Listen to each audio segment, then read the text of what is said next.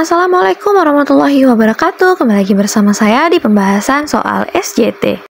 Oke teman-teman, kita ke part 21 ya teman-teman sekalian. Nah, kita bahas dulu ya. Oke, jika Anda seorang pendidik, salah satu murid Anda kedapatan melanggar tata tertib penggunaan handphone di sekolah, maka sikap Anda A. Memanggil murid tersebut dan menasihati secukupnya. B. Lebih aktif mencegah penggunaan handphone di sekolah. C. Memberikan teguran langsung agar tidak mengulangi pelanggarannya. D. Menyita HP tersebut dan meminta orang tuanya datang ke sekolah. E. Membawa HP di sekolah merupakan hal yang wajar. Oke, dijawab dulu teman-teman. Setelah itu kita masuk ke pembahasan dan memilih jawaban yang paling tepat. Oke, langsung saja kita bahas ya teman-teman sekalian. Jika kita ini sebagai seorang pendidik, salah satu murid kita itu kedapatan melanggar tata tertib penggunaan handphone di sekolah, maka sikap kita sebagai guru harusnya bagaimana teman-teman? Lihat yang A teman-teman sekalian, memanggil murid tersebut dan menasehatinya secukupnya. Ini juga kalimat positif ya teman-teman. Terus yang B kita tandai terlebih dahulu ya, yang mana saja kalimat positif. Ini positif. Ini positif. Terus yang B, lebih aktif mencegah penggunaan handphone di sekolah, positif juga ya. Memberi teguran langsung agar tidak mengulangi pelanggarannya, positif. Terus menyita HP tersebut dan meminta orang tuanya datang ke sekolah. Ini kurang teman-teman. Terus membawa HP merupakan hal yang wajar, itu kurang juga teman-teman sekalian. Jadi A, B, C, yang mana kira-kira teman-teman sekalian yang paling tepat untuk mengatasi solusi tersebut? Nah, kata kuncinya di sini adalah Anda kedapatan salah satu murid Anda kedapatan melanggar tata tertib penggunaan handphone di sekolah. Maka sikap sebaiknya sebelum murid tersebut melanggar aturan tentang penggunaan handphone, seharusnya sikap kita lebih aktif mencegah penggunaan handphone di sekolah. Kita akan memberitahu siswa terlebih dahulu penggunaan handphone di sekolah itu dicegah, jadi tidak boleh teman-teman sekalian. Jadi jawaban yang paling tepat itu adalah B teman-teman.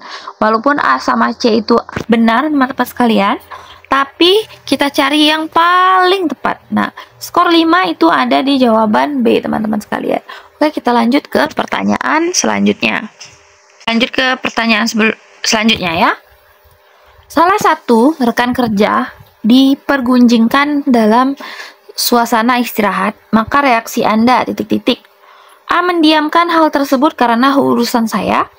B. Menyampaikan hal tersebut kepada kepala sekolah. C. Menyampaikan hal tersebut kepada rekan guru yang dipergunjingkan. D. Mengklarifikasi hal yang dipergunjingkan agar tidak terjadi salah paham. E. Bukan urusan saya apa yang terjadi. Oke, dijawab dulu teman-teman sekalian. Setelah itu kita masuk ke pembahasan dan memilih jawaban yang paling tepat. Oke, kita lihat di sini ya teman-teman sekalian.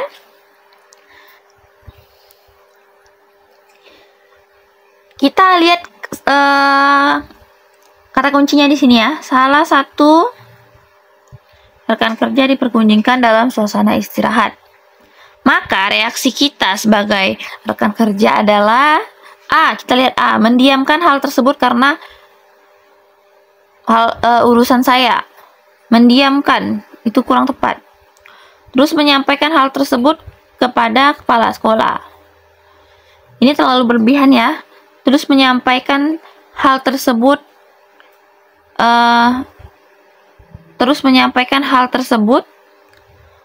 kepada rekan guru yang dipergunjingkan. Ini nanti malah menambah masalah. Terus yang E, bukan urusan saya apa yang terjadi. Ini kurang. Jadi yang paling tepat itu adalah mengklarifikasi hal yang dipergunjingkan agar tidak terjadi salah paham. Jadi yang benar itu adalah D teman-teman sekalian. Oke, kita lanjut ke pertanyaan berikutnya. Terdapat dugaan tindakan asusila yang dilakukan oleh oknum guru terhadap salah seorang siswi yang berasal dari lingkungan tempat tinggal Anda.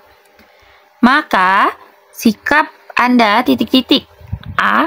Membahas bersama pihak internal sekolah dan segera menemukan solusinya.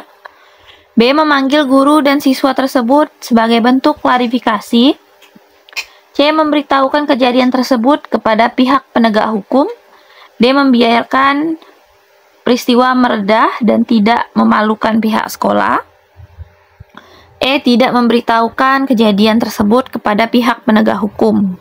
Nah, silakan dilihat dan dijawab dulu. Setelah itu kita masuk ke pembahasan dan memilih jawaban yang paling tepat. Oke, kita lihat di sini. Kata kuncinya itu adalah tindakan asusila yang dilakukan oleh oknum guru terhadap salah satu siswi yang berasal dari tempat tinggal kita. Seharusnya bagaimana? Kalau E tidak memberitahukan kejadian tersebut kepada pihak penegak hukum, ini jangan dipilih teman-teman, karena sebelum kita mengetahui kronologis yang sebenarnya, kita tidak boleh langsung ke penegak hukumnya. Sebaiknya kita pergi ke sekolah terlebih dahulu, mengklarifikasi dan menemukan solusinya bagaimana. Terus yang D, membiarkan peristiwa tersebut. Nah, membiarkan ini tidak boleh juga teman-teman, karena membiarkan itu bukan malah menambah situasi membaik, malah situasi menjadi tidak baik. Terus yang C, memberitahu kejadian tersebut kepada pihak penegak hukum. Nah, kalau langsung juga tidak boleh teman-teman, kita harus berbicara terlebih dahulu untuk mengetahui apakah itu benar, apakah tidak. Terus yang B, memanggil guru dan siswa tersebut sebagai bentuk klarifikasi. Nah, di soal ini kan dijelaskan bahwa di lingkungan tempat tinggal Anda. Jadi kita juga tidak tahu nih siapa guru yang bersangkutan, kan? Kita hanya mengetahui sekolah mana yang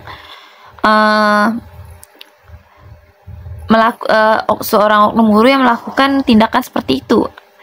Jadi seharusnya bukan B, itu adalah A, teman-teman. Karena kita harus pergi ke sekolah terlebih dahulu, membahas bersama pihak sekolahnya, dan segera menemukan solusi. Jadi poin yang paling tinggi di antara A, B, C, D, E, itu yang paling tinggi itu adalah yang A, teman-teman sekalian. Oke, kita lanjut ke soal berikutnya. Oke, soal selanjutnya, jika Anda seorang guru, Anda mendapati salah seorang murid bermain HP di tengah proses pembelajaran sedang berlangsung. Pernyataan di bawah ini yang mencerminkan sikap Anda adalah A.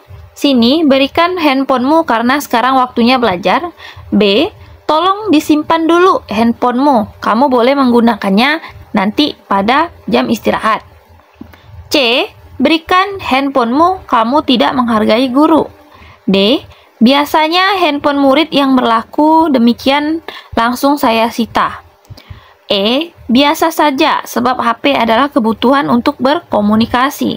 Oke, silakan di-pause dulu teman-teman jika kecepatan. Setelah itu kita masuk ke pembahasan dan memilih jawaban yang paling tepat. Oke, langsung saja ya kita bahas. Nah, di sini permasalahannya itu adalah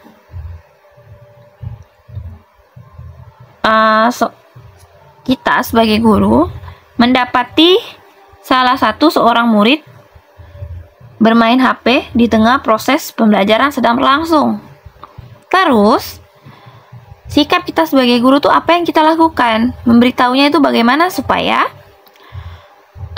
mendapatkan solusi atau tindakan terhadap perilaku murid tersebut.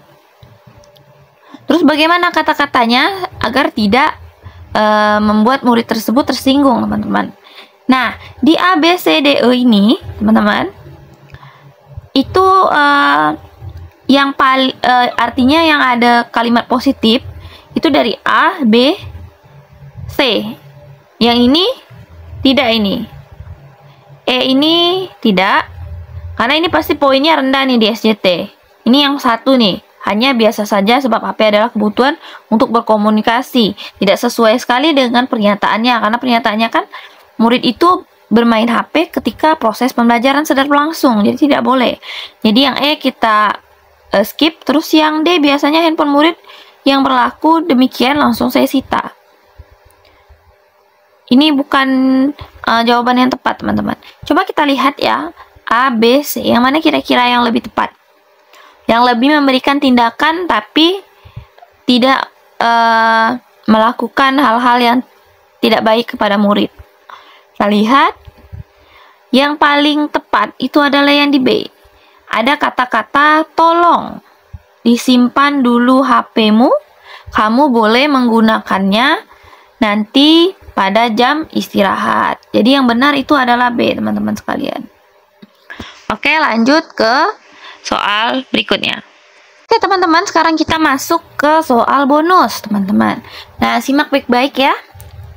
Teman guru membutuhkan bantuan saya, sementara saat itu saya juga sedang sibuk dengan pekerjaan saya. Saya akan ... A menolaknya karena saya sendiri sedang sibuk. B memintanya untuk mencari bantuan teman lain. D tidak memperdulikannya karena fokus dengan pekerjaan saya. D akan membantunya setelah pekerjaan saya selesai. Oke, teman-teman, silakan dijawab dulu ya pertanyaan bonusnya. Nah, nanti setelah menjawab ya teman-teman, sorry, di E tadi pilihannya cuek karena saya juga punya tugas dan tanggung jawab. Nah, silakan dilihat soal dan pilihan gandanya. Kalian boleh jawab di kolom komen besertakan alasannya mengapa kalian memilih option tersebut ya. Nah, soal bonus ini nanti kita akan bahas di video part 22, teman-teman. Jadi silakan disimak video ini, atau teman-teman bisa cek di playlist ya. Playlist kita itu tentang soal tes SJT atau observasi P3K guru.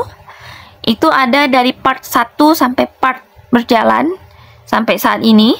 Nah, kalian kalau misalnya baru mampir ke channel ini, boleh klik di playlistnya. Di situ sudah beberapa video yang sudah diupload dari channel ini ya. Terus juga ada soal manajerial P3K untuk semua formasi. Kalian juga bisa klik ya di playlist kita ya teman-teman sekalian. Nah, jika ada kekurangan mohon maaf. Dan jangan lupa like and subscribe dan aktifkan tombol lonceng kalian agar setiap saya upload video terbaru kalian bisa dapat notifikasi dari channel ini. Akhir kata, wassalamualaikum warahmatullahi wabarakatuh.